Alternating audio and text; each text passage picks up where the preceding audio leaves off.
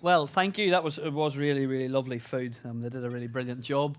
Nice conversation as well. So, Bev is from the church that I'm the pastor of. Bev is a friend from that church and also a real encouragement in the church too. And in this bit of the evenings each night, we want to try to ground what we've said. What does it look like in somebody's life? So what does it look like to believe that Jesus is really, really good? And what difference does it make in a person's life? And so I picked Bev, and partly why I picked Bev, we're dealing with a guy who everybody would say he's a rotten guy, okay? He's a criminal, maybe a murderer, so he definitely deserves to be ashamed in front of God. But I've asked Bev to do it, partly because, well, Bev's quite a good person. Like, people would look at Bev and think that they would think that she's one of the goodies, really. So I want to just explore that a little bit more, if that's okay. So, Bev, why might people, I'm not giving you, not that you would take an opportunity to boast, why would people think that you're one of the good people, I guess? Why do you think?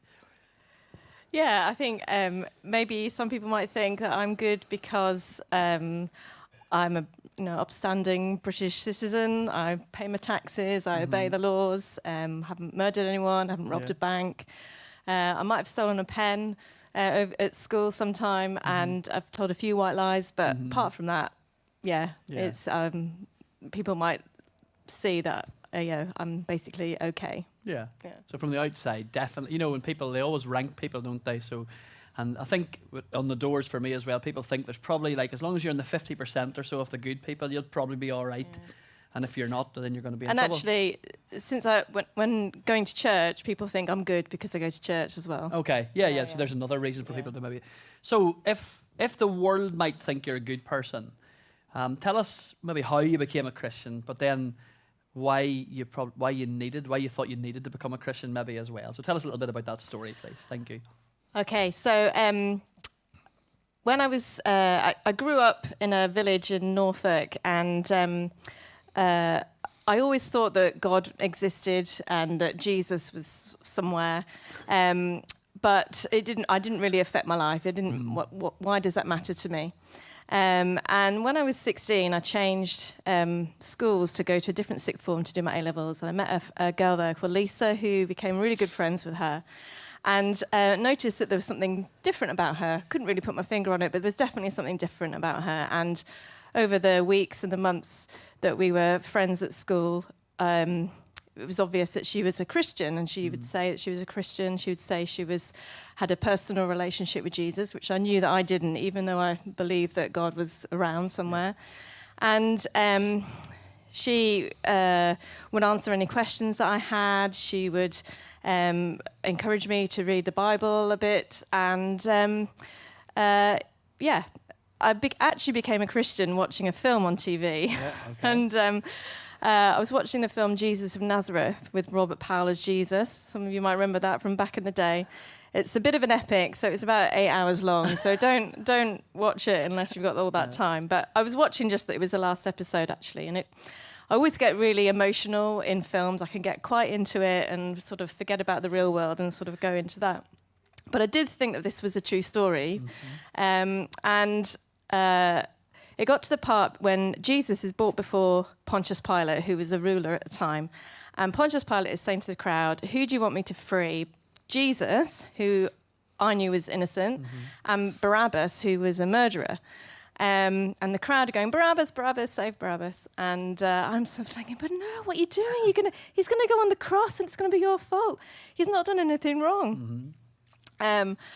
And then I realised what I was saying, that I was actually saying, yeah, he hasn't done anything wrong, he is innocent. And I thought, actually, I really believe that. I really believe that that happened to Jesus and that he was a real person and that mattered.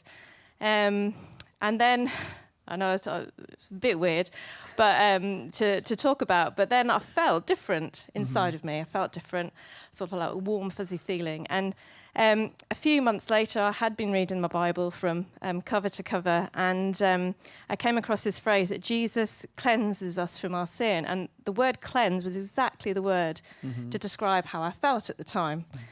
And I lived in a village in Norfolk, and my friend Lisa had said, you should try and go to a church. So I went along to my local church, which was very small. It had about 10 people in it, and everybody was 40 or 50 years older than me. I was only 17 at the time. And they didn't really know what to do with me.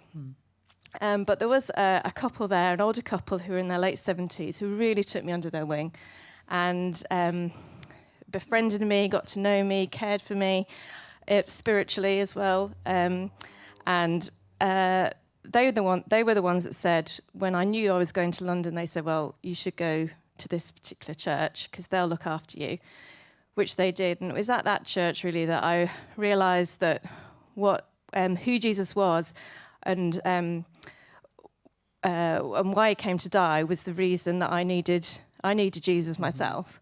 So what he came to do was to, well, you've said this really already, but was to die on the cross for our shame, for our punishment. And although on the outside I didn't really look as if I had anything bad in me, I mean, that I joke about the sort of the pen that I stole at school, but that really came up, just something as simple as that. I realised that that meant that I fell short of God's standards and that I needed Jesus. Yeah, no, it's real helpful. It just came to my mind there. I remember it was Liam preaching one time, but he was talking about if you break a window, maybe you only break the very edge of it.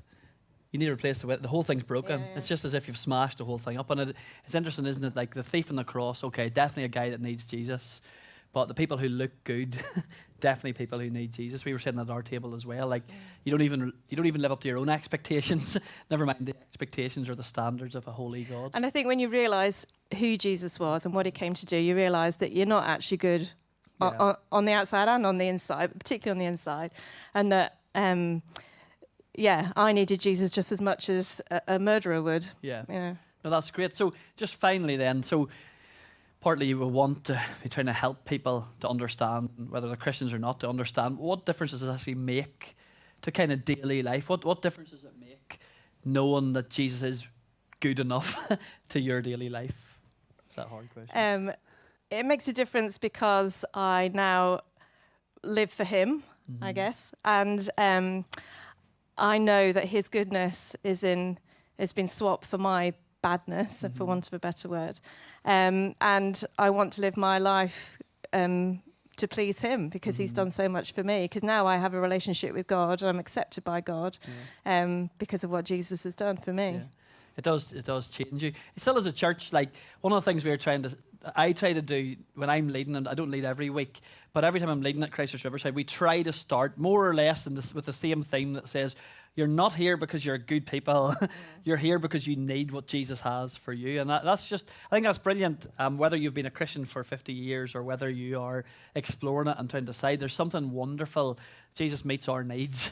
And that's why this matters this week. And that's why very appreciative of what you've shared there. If you want to talk to Bev anymore, please do. There's probably a number of people who have a story similar to Bev that you can ask as well. But also what you can do after this, I know Liam's talking about books, you can just come back again tomorrow night.